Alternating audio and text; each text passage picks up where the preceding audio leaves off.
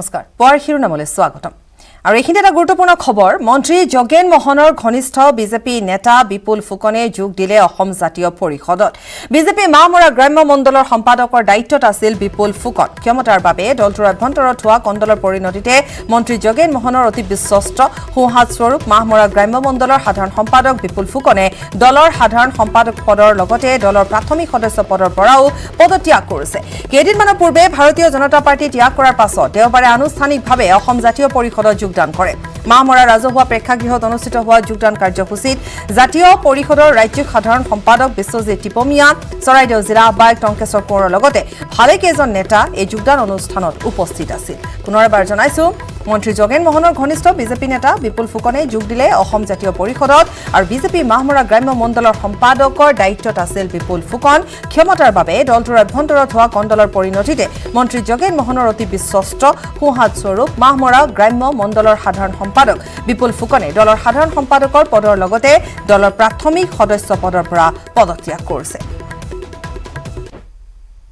যেটো দলে জন্মলগ্নৰে পৰা বলিষ্ঠ কণ্ঠেৰে অসমীয়া ৰাইজৰ আগত আহ্বান ৰাখিছে যে ভৱিষ্যতৰ দিনত মহা অসমীয়া জাতিক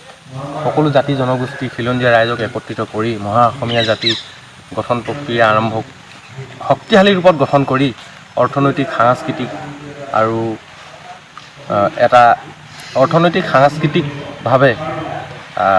এটা শক্তিশালী ৰূপ দিবৰ কাৰণে যিটো লক্ষ্য আগত ৰাখিছে এই লক্ষ্যৰ প্ৰতি মোৰ অন্তৰৰ পৰা সদিচ্ছা জাগ্ৰত হৈছে আৰু মই সেইকাৰণে অংশগ্ৰহণ কৰিছোঁ ব্ৰেকিং নিউজ তিনিচুকীয়াৰ পেঙেৰীৰ বিজুলীবন আৰক্ষী চকীত উদণ্ড যুৱকৰ তাণ্ডৱ আৰক্ষী বেৰিকেড ভাঙি কৰ্তব্যৰত আৰক্ষী জোৱানক প্ৰহাৰৰ অভিযোগ উত্থাপিত হৈছে যুৱকগৰাকীৰ বিৰুদ্ধে যুৱকৰ আক্ৰমণত আহত আৰক্ষী দুজন কনিষ্টবল ফিলবাৰী মইলাপুং গাঁৱৰ অনন্ত দাং নামৰ এজন যুৱকে নিজৰ চেণ্ট্ৰ বাহনত অবৈধভাৱে সুৰা কঢ়িয়াই আনিছিল আৰক্ষী নাকা চেকিঙত কৰ্তব্যৰত আৰক্ষী জোৱানক প্ৰহাৰ কৰে সুৰা ব্যৱসায়ীগৰাকীয়ে অভিযুক্ত অনন্ত দাঙে ফিলবাৰী বিভিন্ন অঞ্চলৰ বিভিন্ন গাঁৱত অৰুণাচলী সুৰা যোগান ধৰাৰ অভিযোগ দীৰ্ঘদিনৰ পৰা উত্থাপন হৈ আহিছিল ইতিমধ্যে আহত দুই আৰক্ষী কনিষ্টবলে পেঙেৰী থানাত দাখিল কৰিছে এজাহাৰ ইফালে পেঙেৰী আৰক্ষীয়ে অভিযুক্ত অনন্ত ডাঙৰ ঘৰত তালাচী চলায় যদিও ঘৰৰ সকলো সদস্যই পলায়ন কৰে আৰক্ষীয়ে তালাচী চলায় কিন্তু ঘৰৰ সকলো সদস্যই পলায়ন কৰিছে বিভিন্ন অভিযোগ আছে অনন্ত ডাঙৰ বিৰুদ্ধে পূৰ্বৰে পৰা আৰু বিশেষকৈ অৰুণাচলী সুৰাৰ অবৈধভাৱে তেওঁ গাঁৱে ভূঞে দি থকা বুলি ইতিমধ্যে বিভিন্ন ধৰণে অভিযোগ উত্থাপিত হৈছে অৱস্থাতে হৈছে অলৰেডি মই ডিউটি ওলাইছোঁ 2টা বজাত আৰু এজন ব্যক্তি মানে এইফালৰ পৰা আপোনাৰ এই গাড়ী এখন লৈ চেণ্ট্ৰ গাড়ী এখন লৈ এনেকুৱা এটা অভদ্ৰামি কৰিছেহি ফাৰ্ষ্ট টাইম আহি তেখেতে গাড়ীখন কম মাজত ৰখাইছে ৰাস্তাৰ সেইটো টাইমতে মই ডিউটি এই দুৱাৰমুখত পাইছোঁহি তাৰপিছত তেখেতক মই বাধা দিব যাওঁতে ইয়াৰ পৰা গৈছোঁ অলৰেডি তেখেতে চেকপোষ্টটো ভাঙি আছে আমাৰ এই যিখিনি চেকপোষ্ট তেখেতে ভাঙি আছে তেখেতক মই ডেডিকেটটো তেখেতক সেইখিনি কথা মই ক'ব যাওঁতে তেখেতে মোক লাষ্টত গৈ মোক ঘূৰিয়াই দিছে ডিউটি অৱস্থাত আৰু সেই ডিউটি অৱস্থাত মোক ঘূৰিয়াব যাওঁতে মোৰে এজন লগৰে তেখেতে সেইখিনি সহ্য কৰিব নোৱাৰি তেখেতে আগবাঢ়ি যাওঁতে তেখেতক ঘুচাব বিচাৰিছে সেইটো এতিয়া কাৰ সহ্য হ'ব কওকচোন এনেকুৱা এটা 2 নম্বৰ কাম কৰি আছে তেখেতক আমি বাধা দিব গৈছোঁ তেখেতৰ 2 নম্বৰ কামখিনি আমি এইটো নাজানো জানিলেও যিখিনি দেখি আছোঁ সেইখিনি আমি কৈছোঁৱেই আৰু তেখেতে এইখিনি কাম কৰিব নালাগিছিল একচুৱেলি সেইখিনি কৰাৰ কাৰণে তেখেতক বাধা দিব গৈ আজি আমি এনেকুৱা এটা পৰিস্থিতিত হৈছোঁ যাতে এনেকুৱা এটা কাম আৰু দ্বিতীয়বাৰ কোনো যাতে কৰিব নালাগে সেইটো কাৰণে মই লিখিত হিচাপে দিছোঁ নৱবৰ্ষৰ প্ৰথম সপ্তাহতে সমাপ্ত হৈছে কৰোনা প্ৰতিষেধকৰ ড্ৰাই ৰান দেশত শীঘ্ৰেই আৰম্ভ হ'ব কোভিচিল্ড আৰু কোভাক্সিন ভেকচিন প্ৰদানৰ প্ৰক্ৰিয়া পুনেৰ চিৰাম ইনষ্টিটিউটে প্ৰস্তুত কৰা কোভিচিল্ড হ'ব দেশৰ জনসাধাৰণক প্ৰদান কৰা প্ৰথমটো ভেকচিন তাৰ সমান্তৰালকৈ দিয়া হ'ব ভাৰত বায়োটেকৰ কোভাক্সিন দুয়োটা ভেকচিনেই ইতিমধ্যে পাইছে ডিচিজিআইৰ অনুমোদন বৰ্তমানলৈকে ৭৫ নিযুত কোভিচিল্ড ভেকচিন মজুত থকাৰ কথাও জনালে ডিচিজিআইৰ প্ৰধান doctor VG Somani Examination. The CDSCO has decided to accept the recommendations of the expert committee and accordingly vaccines of Messrs. Serum and Bharat Biotech are being approved for restricted use in emergency situation and permission is being granted to Messrs. Cadila Healthcare for conduct of phase 3 clinical trial in India. Messrs. Serum and Messrs. Bharat Biotech vaccines have to be administered in 2 doses. All the 3 vaccines have to be stored at 2 to 8 degree centigrade.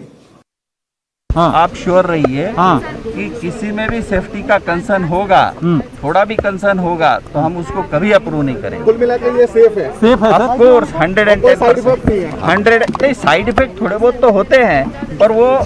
जो जैसे छोटी मोटी side पे pen होना, थोड़ा सा fever होना, थोड़ी सी एलर्जी होना, ये तो हर वैक्सीन में होता है। लेकिन सर लोग ये कह रहे हैं कि इम्पोर्टेंट हो जाएंगे, ये भी सही है क्या? ये तो बहुत ही बकवास है। ठीक है, it's very safe, don't worry. कोविड-19 মহামাৰীয়ে বৃদ্ধি কৰিলে পৰস্পৰ নিৰ্ভৰশীলতা। কৰোনাৰ বিৰুদ্ধে একত্ৰিত হৈ যুঁজ দিলে সমগ্ৰ দেশে। ভেকচিন প্ৰদানৰ ঘোষণাৰ পাছত পুনৰ প্ৰয়োজন হ'ব সকলোৰে সঁহাৰি। একত্ৰিত শক্তিৰে দেশৰ পৰা আমি নিৰ্মূল কৰিব লাগিব কৰোনা মহামাৰী। এই ক্ষেত্ৰত প্ৰতিটো খোজতে আপোনালোকৰ সহযোগী হ'ব নেটৱৰ্ক 18। সেই উদ্দেশ্যেৰে নেটৱৰ্ক 18 আৰম্ভ কৰিছে campaign Sanjeevani a shot of life. সকলো সুৰক্ষিত নহ'লে কোনো সুৰক্ষিত হ'ব নোৱাৰে। এই বিশ্বাসেৰে প্ৰতিগৰাকী ভাৰতীয়ৰ বাবে ভেকচিন সুনিশ্চিত কৰাই লক্ষ্য নেটৱৰ্ক 18।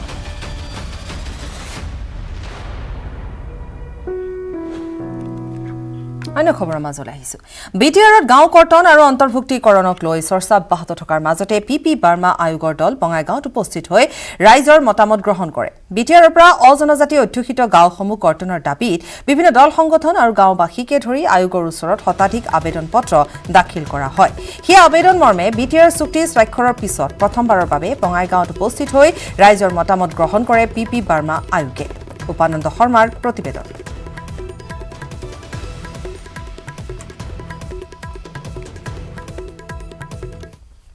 পিছত পি বৰ্মাৰ নেতৃত্বত গাঁও কৰ্তন আৰু সংযোজনৰ বিষয়ে গঠিত আয়োগে আজি বঙাইগাঁও আৱৰ্ত ভৱনত ৰাইজৰ মতামত গ্ৰহণ কৰা হয় আৰু বিভিন্ন দল সংগঠন তথা স্থানীয় গাঁওবাসীয়ে তেওঁলোকৰ বিভিন্ন দাবী পত্ৰ প্ৰদান কৰা পৰিলক্ষিত হয়। এই বিষয়ে মোৰ সৈতে ৰাইজ আছে, মই জানিব বিচাৰিম কি ক'ব আজি গাঁও কৰ্তন বা সংযোজনৰ বিষয়ে যি কমিশ্যন আহিলে আপোনালোকে কি দাবী উঠাব? আমি ৰাইজৰ যিটো দাবী আছিল সেই দাবীবিলাক ৰাইজে নিজা নিজাকৈ গাঁৱে গাঁৱে প্ৰত্যেকে আহিছিলে যদিও এইটো সংগঠন হিচাপে সকলো গাঁৱকে প্ৰতিনিধিত্ব কৰা হয়। গতিকে সংগঠন হিচাপে একেলগে সকলো যিমানখিনি গাঁও এইটো কৰ্তন বিচাৰি আছে একেলগে সেই দাবীখিনি উত্থাপন কৰা হৈছে। এইটো কথা ভাল হৈছে যে 2003 চনত এই পৰিৱেশটো নাছিল। এই যিসমূহ গাঁও আচলতে অনাকাংক্ষিতভাৱে BTADৰ সীমাৰ ভিতৰত আবদ্ধ হৈ ৰ'ল, সেই সময়ত এনেধৰণৰ এটা সুন্দৰ বা এটা ভাল বাতাবৰণ নাছিল, যাৰ কাৰণে গাঁওবাসীয়ে জনাই নাছিল যে তেওঁলোকৰ মতামত কোনো লোৱা হোৱা নাছিল আৰু তেওঁলোক জনা নাছিল যে আমাৰ গাঁওখন BTADত কেনেকৈ সোমাই পৰিল। তো আজিৰ তাৰিখত যিধৰণে এটা মুক্ত বাতাবৰণত এই ধৰণে নিজৰ ৰাইজৰ মতামত প্ৰকাশৰ কাৰণে এটা সুযোগ দিছে, এইটোৰ কাৰণে আমি চৰকাৰক ধন্যবাদ জনাব লাগিব। আৰু BTADৰ কৰ্তৃপক্ষৰ নেতৃবৃন্দকো অৱশ্যে এই ক্ষেত্ৰত কিছু হ'লেও আমি ধন্যবাদ জনাব লাগিব যে তেওঁলোকে গাঁও কৰ্তনৰ দৰে প্ৰস্তাৱত সন্মতি প্ৰকাশ কৰিছে। তো ৰাইজে এই যিসকল ৰাইজে যিসমূহ গাঁৱৰ ৰাইজে নিজৰ গাঁওখনক BTADৰ পৰা কৰ্তন কৰিব বিচাৰে তেওঁলোকৰ কাৰণে এইটো এটা ভাল সুযোগ। তেখেতসকলে বুজি যদি উঠিছে, নিশ্চয় বুজিছে আৰু বেছি সংখ্যক গাঁৱে আজি স্বতঃস্ফূৰ্তভাৱে আহিছে, কোনো গাঁৱক এনেকৈ মাতি অনা হোৱা নাই। স্বতঃস্ফূৰ্তভাৱে গাঁওবাসীয়ে নিজে নিজে আহি নিজৰ দাবী আয়োগৰ ওচৰত উত্থাপন কৰিছে, ব্যাখ্যা কৰিছে আৰু আয়োগে হয়তো ৰাইজৰ যিটো অনুভৱ ফিলিংছটো নিশ্চয় আয়োগে বুজিব পাৰিছে। আমি সংগঠনৰ নেতৃবৃন্দই এইখিনি আয়োগৰ লগত কথা পতাৰ সময়ত আমি এইখিনি এটা অনুমান হৈছে যে আয়োগে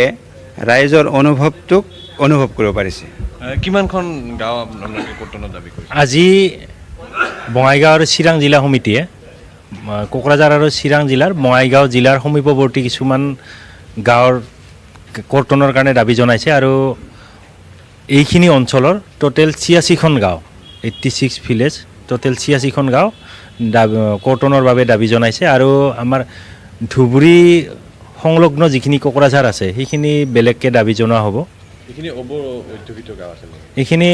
অবৰ অধ্যুষিত গাঁও, বড়ো মানুহৰ সংখ্যা খুবেই কম, কিন্তু নীতিবহিৰ্ভূতভাৱে আৰু জোৰ জবস্তি একপক্ষীয়ভাৱে BTCত সোমাই লৈছিল। আমি এইখিনি কৰ্তন কৰাৰ কাৰণে